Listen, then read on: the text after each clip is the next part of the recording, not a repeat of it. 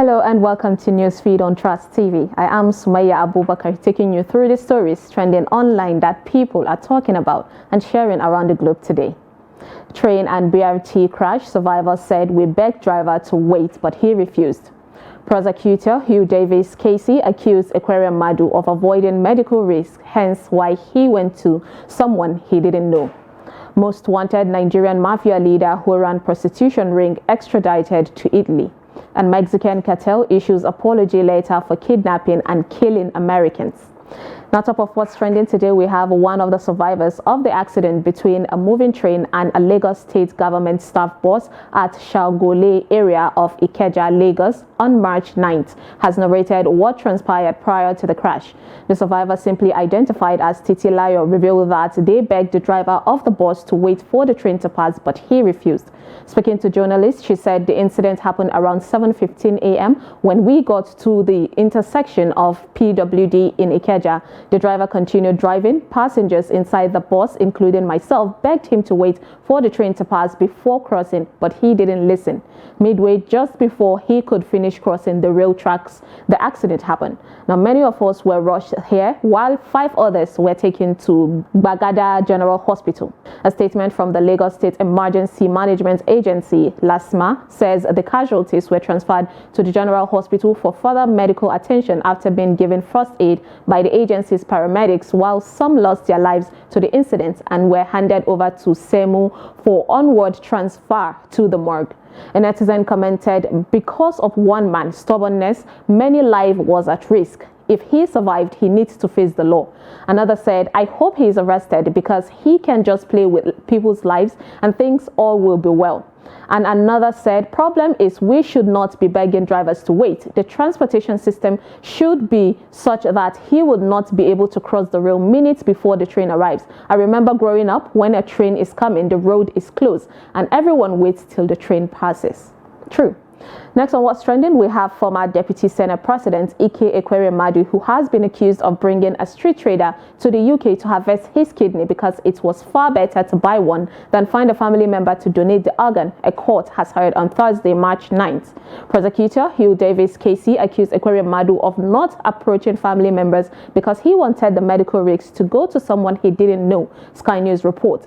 Aquarium Madu, 60, his wife Beatrice, 56, daughter Sonia, 25, and medical middleman Dr. Obinna Obeta, 50, are on trial at the Old Bailey over an alleged plot to bring a young man to Britain to donate his kidney. Prosecutors have claimed the 21-year-old street trader from Lagos was offered up to £7,000 and the promise for a better life if he made the journey to London, posing as Sonia's cousin to obtain a visa for the UK. Aquarium Madu was asked under cross-examination in court why he didn't try to find a suitable match among his family members instead of trying to buy a kidney. The politician said he believed it was not an option after being told about a conversation between his brother Diwe and Dr. Obeta in September 2021. "You did not even try to ask Sonia's cousin, for example, to consider acting as a donor. What you're saying is you had no intention of anyone in your family, immediate or extended, stepping up to donate a kidney to Sonia. Far better for you to let the medical risks go to someone you don't know."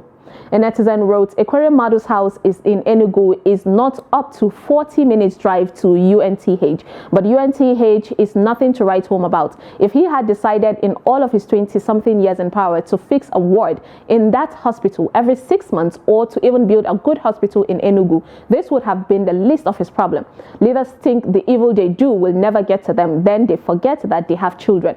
Another said, "This man is close to going to jail. If it were Nigeria, nobody would even hear of it." A guy added, "Where the law works, not Nigeria. I hope he clears his name though." Next on what's trending, we have most wanted Nigerian mafia leader who ran prostitution ring extradited to Italy. A Nigerian woman who has been wanted in Italy since 2010 has been flown from Abuja back to Rome, Italy, the Italian police said in a statement on Wednesday, March 8, 2023. Joy Jeff, 48, was tried in absentia in 2010 and sentenced to 13 years in jail for criminal conspiracy, slavery, people trafficking, and living off proceeds of prostitution. The fugitive was one of the few women on Italy's most wanted list, police said in the statement describing her as a prominent figure in the Nigerian mafia. The extradition was facilitated by a treaty signed by Nigeria and Italy in 2020. She was arrested in Nigeria on June 4, 2022 on an international warrant issued by Italy, the statement said. Italian investigators in the eastern city of Ancona said Jeff played a leading role in trafficking women to Italy, Spain and the Netherlands, where they were forced into prostitution by violence and threats. She has been convicted in her absence.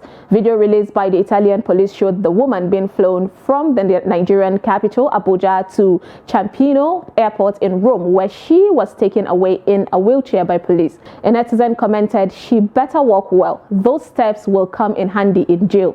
Another said, "Jail time that you would have finished this year. It is what you would start now." And someone said, "Wonderful. A lot of them need to go to jail for trafficking young girls abroad, luring them into prostitution." Next on What's Trending, we have the Nigerian Security and Civil Defense Corps, NSCDC, who has uncovered an expansive illegal refining state at Otamiri Eche in Eche local government area near Port Harcourt, Rivers State. The NSCDC State Commandant, Michael Besong Ogar, while addressing newsmen on Thursday, March 9, 2023, said the illegal refinery was uncovered following a tip-off. He said in his own words, "I must confess that this is the first time of witnessing a well-fabricated illegal refinery with such a wide range of pipes laid across the area. As you can see how big the land is, you can also imagine how unscrupulous people can be despite the continuous fight against illegal dealings in the petroleum product. We were able to uncover this illegal bunkering site based on sustained intelligence. The perpetrators tapped into AIR's holding oil and gas facility through the pipeline bulk, delivering and siphoned crude oil through carefully constructed pipes to their illegal local refinery. We have commenced intense investigation into the matter. Someone must have given out this expanse of land to the bunkerers, and through the owner of the land, we will unravel the mystery behind this economic sabotage," he said. A netizen said, "What mystery are you unraveling? Matter that no one will talk about again." A lady said, "Something the government could do so Nigeria can be cashing out. Instead, they will be borrowing for their own greed." And a guy said, "And we don't have one working legal refinery in Nigeria." Now let's take a short break, and when we come back, you will see how a fan honored an actor. Stay tuned.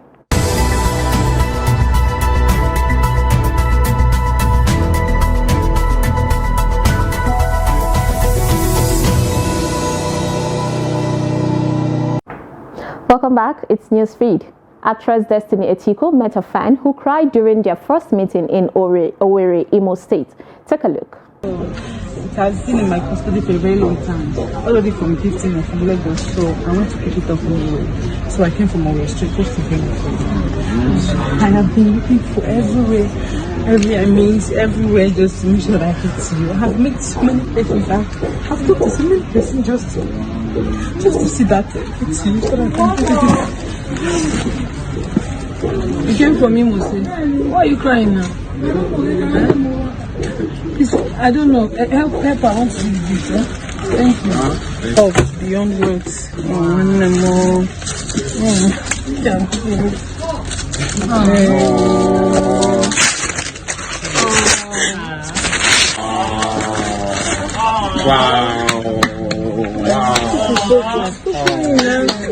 Lovely. Okay, I want you to cry.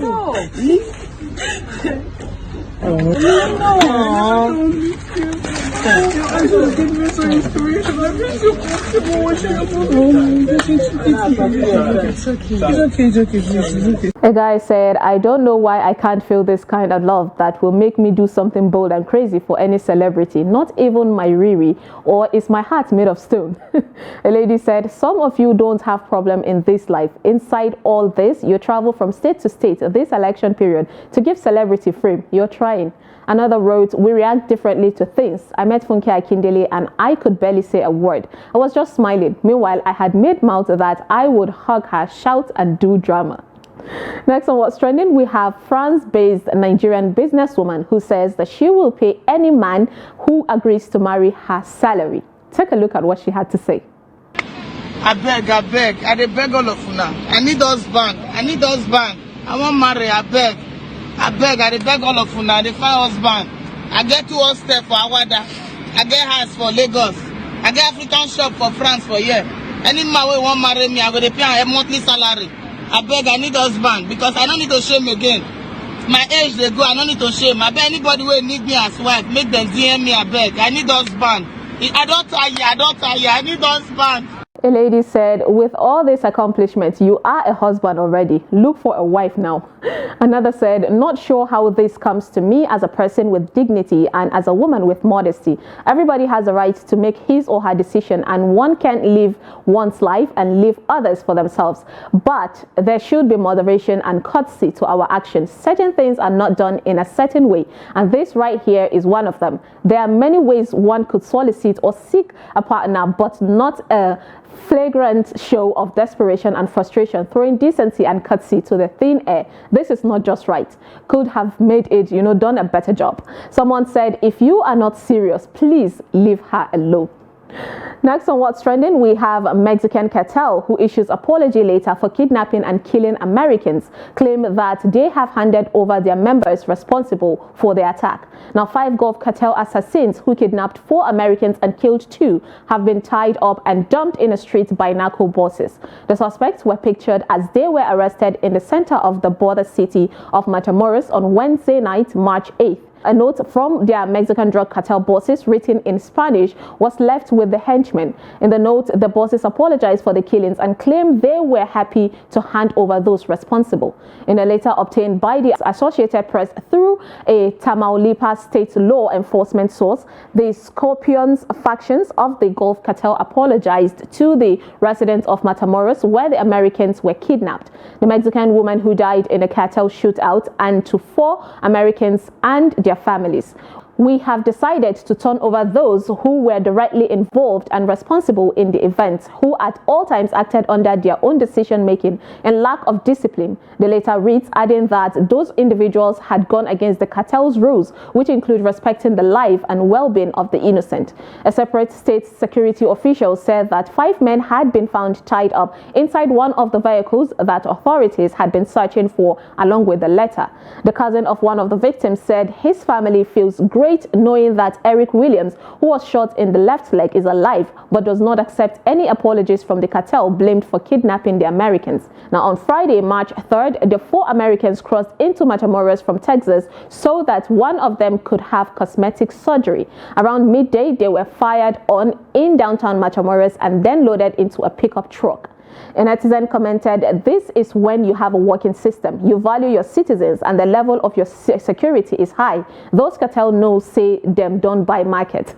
Another wrote, when will other countries be scared of hurting Nigerians? We are treated anyhow wherever we go because they know our government can never hold them accountable. And a guy added, this cartel don't want the Americans to hurt them just like they did to El Chapo. Smart move by their boss. Lastly, onto a funny video of a ram doing everything to protect its ram lamb. Take a look.